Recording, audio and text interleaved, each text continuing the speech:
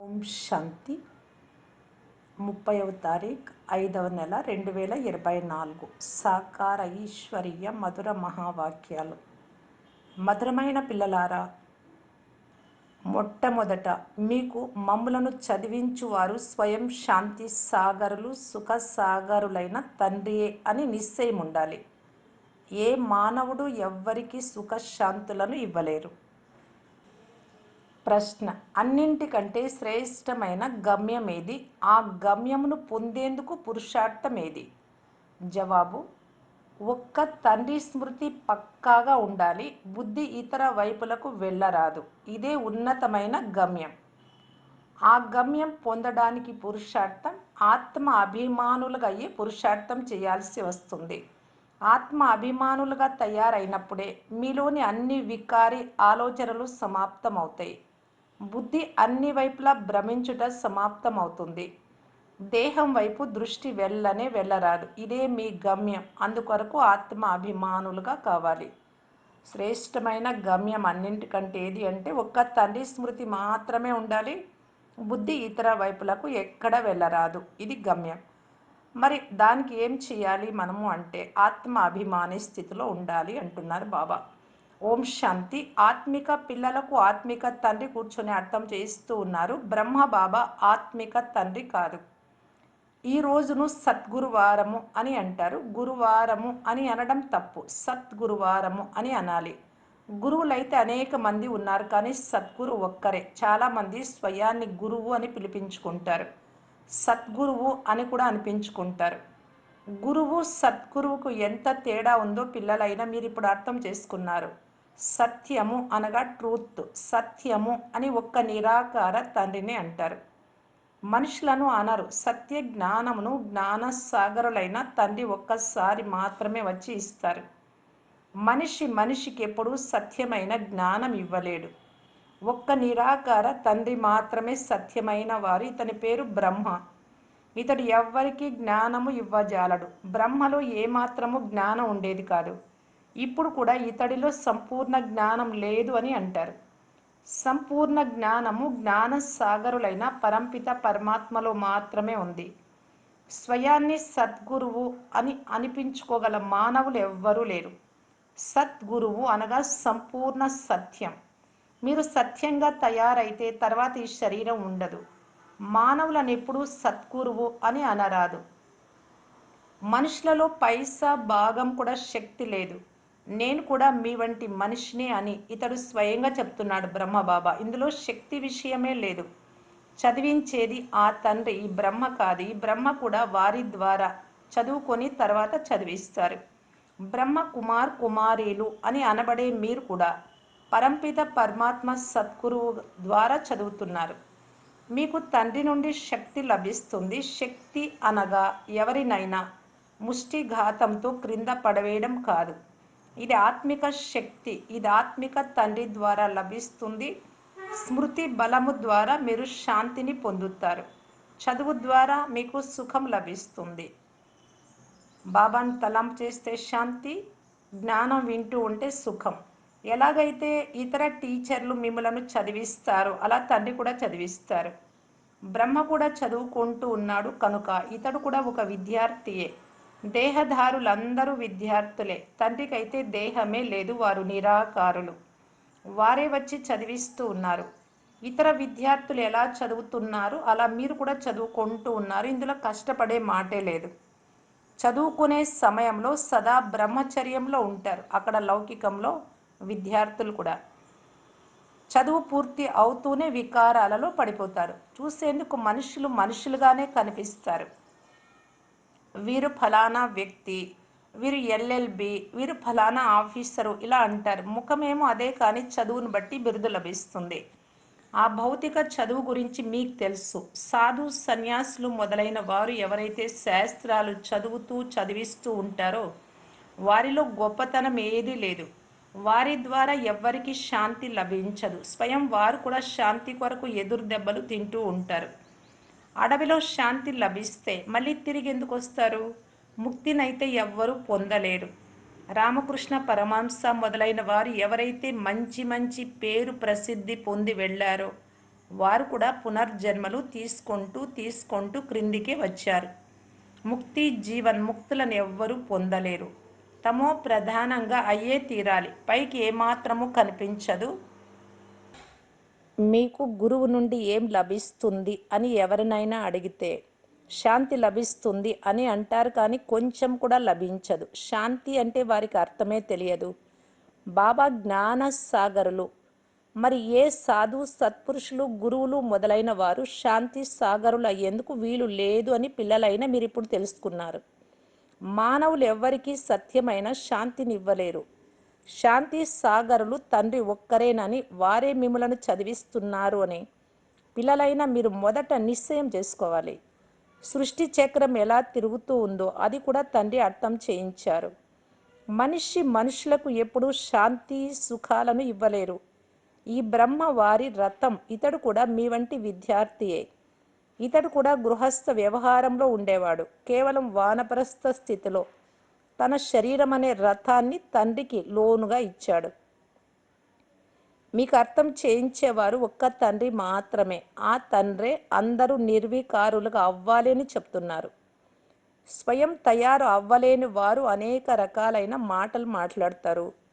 తిట్టు మాటలు కూడా మాట్లాడతారు. జన్మ జన్మాంతరాల సంపాదన ఏదైతే తండ్రి నుండి వారసత్వంగా లభించిందో దానిని విడిపిస్తున్నారు అని భావిస్తారు. ఇప్పుడు విడిపించేవారు అనంతమైన తండ్రియే కదా. ఈ బ్రహ్మను కూడా వారే విడిపించారు వికారాల నుండి. వికారాలు అనే సంపాదన అనుకుంటూ ఉన్నారు వారు భోజనంలాగా. పిల్లలను కూడా రక్షించేందుకు ప్రయత్నించారు. వెలుపలికి రాగలిగిన వారిని వెలుపలికి తీశారు. మనలను చదివిస్తున్నవారు ఏ మానవ మాతృడు కాదు అని పిల్లలైనా మీ బుద్ధిలో ఉంది.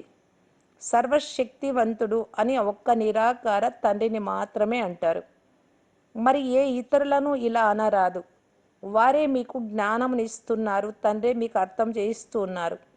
ఈ వికారాలు మీకు పెద్ద శత్రువులు. వీటిని వదిలేయండి. వదలలేని వారు ఎంతగానో కొట్లాడతారు. మాతలలో కూడా కొంతమంది వికారాల కొరకు పెద్ద గొడవలు చేసేవారు కూడా వెలువడతారు. ఇప్పుడు మీరు సంగం యుగంలో ఉన్నారు. ఇది పురుషోత్తమ సంగం యుగం అని కూడా ఎవ్వరికీ తెలియదు. తండ్రి ఎంతో మంచి రీతిగా అర్థం చేయిస్తూ ఉన్నారు. సంపూర్ణ నిశ్చయం కలిగిన వారు చాలామంది ఉన్నారు. కొంతమందికి సగము నిశ్చయం మాత్రమే ఉంది. కొంతమందికి 100%, కొంతమందికి 10% మాత్రమే ఉంది.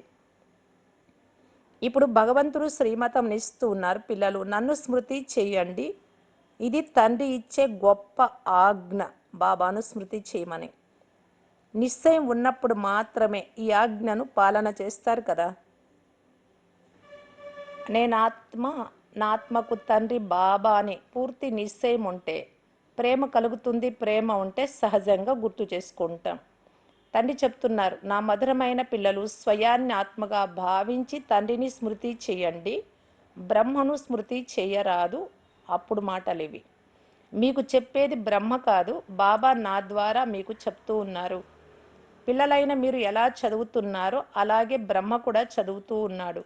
అందరూ విద్యార్థులే. చదివించే టీచర్ శివబాబా ఒక్కరే. అక్కడంతా మనుషులే చదివిస్తారు. ఇక్కడ మిమ్మల్ని ఈశ్వరుడు చదివిస్తారు. ఆత్మలైన మీరు చదువుతున్నారు. ఆత్మలైన మీరు మళ్ళీ ఇతర ఆత్మలను చదివిస్తారు. ఇందులో చాలా ఆత్మ అభిమానిగా అవ్వాలి. బ్యారిస్టరు, ఇంజనీరుగా అయ్యేది ఆత్మనే. ఆత్మకి ఇప్పుడు దేహ అభిమానం వచ్చేసింది. ఆత్మ అభిమానానికి బదులు దేహ అభిమానిగా అయిపోయారు. ఆత్మ అభిమానులుగా అయినప్పుడు వికారాలు అని అనబడజాలరు. వికారీలు అని అనబడజాలరు. వారికి ఎప్పుడు వికారి ఆలోచనలే రావు. దేహ అభిమానం వల్లనే వికారి ఆలోచనలు వస్తాయి. వికారి దృష్టితోనే చూస్తారు. దేవతలకు ఎప్పుడు వికారి దృష్టి ఉండదు. జ్ఞానం ద్వారా మళ్ళీ దృష్టి పరివర్తన అయిపోతుంది. సత్యుగంలో ఈ విధంగా ఇప్పటిలాగా ప్రేమించుకోరు, డ్యాన్స్ చెయ్యరు. అక్కడ ప్రేమిస్తారు కానీ వికారాల చెడు వాసన ఉండదు. జన్మ జన్మాంతరాల నుండి వికారాలలోకి వెళ్ళారు కావున ఆ నశ చాలా కష్టంగా దిగుతుంది. తండ్రి నిర్వికారులుగా చేస్తారు. అందువలన చాలామంది ఆడపిల్లలు చాలా శక్తివంతంగా అవుతారు. మేమిప్పుడు పూర్తి నిర్వికారులుగా అవ్వాలి, మేము ఒంటరిగా ఉండే వారము, ఒంటరిగానే వెళ్ళాలి అని భావిస్తారు.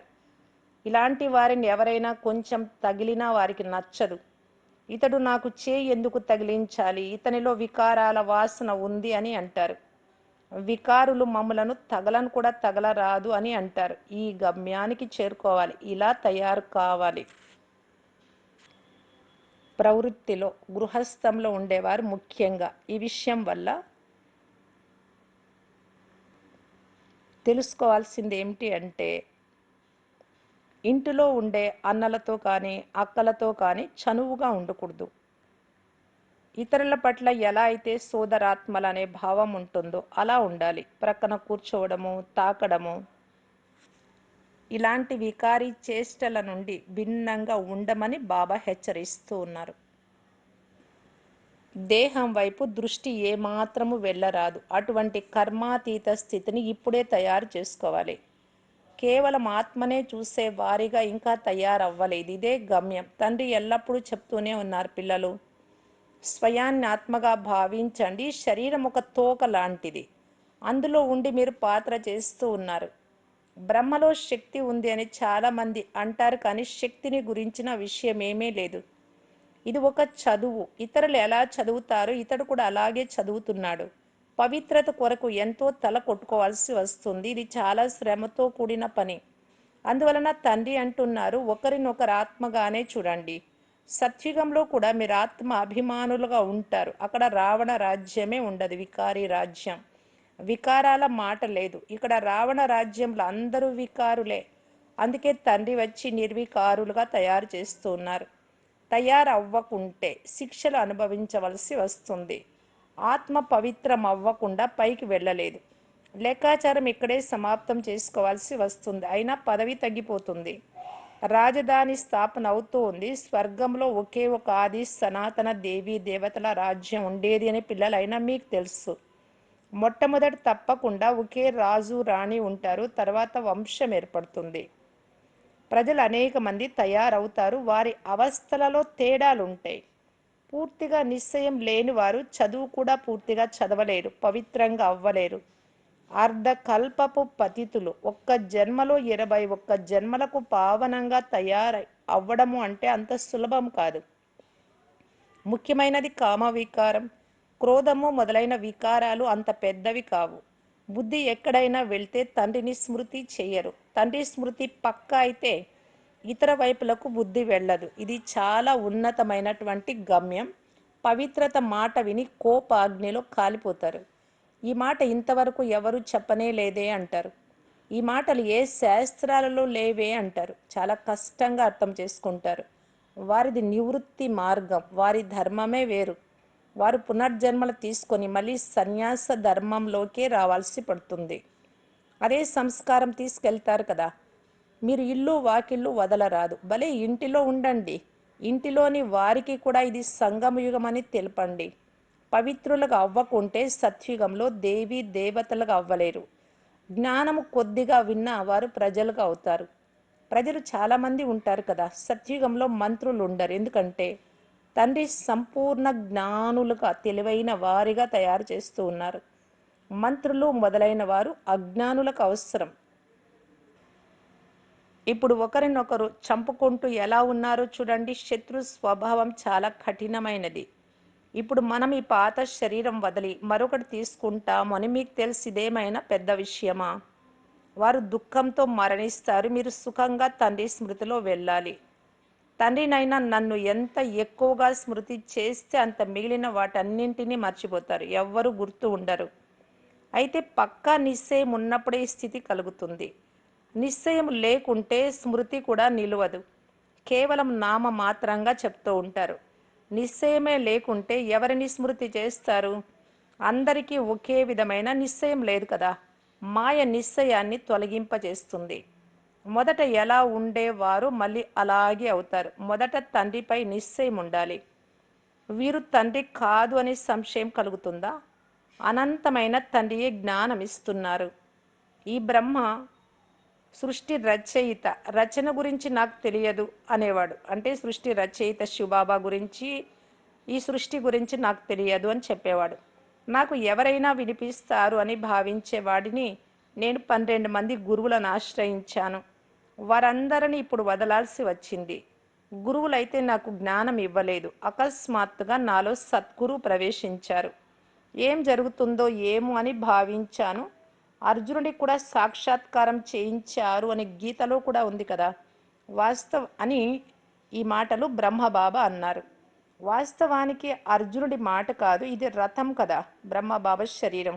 ఇతడు మొదట గీత చదివేవాడు, తండ్రి ప్రవేశించాడు, జ్ఞానాన్ని ఇచ్చేవారు తండ్రి అని సాక్షాత్కారం చేయించారు. కావున ఆ గీతను వదిలేశాడు.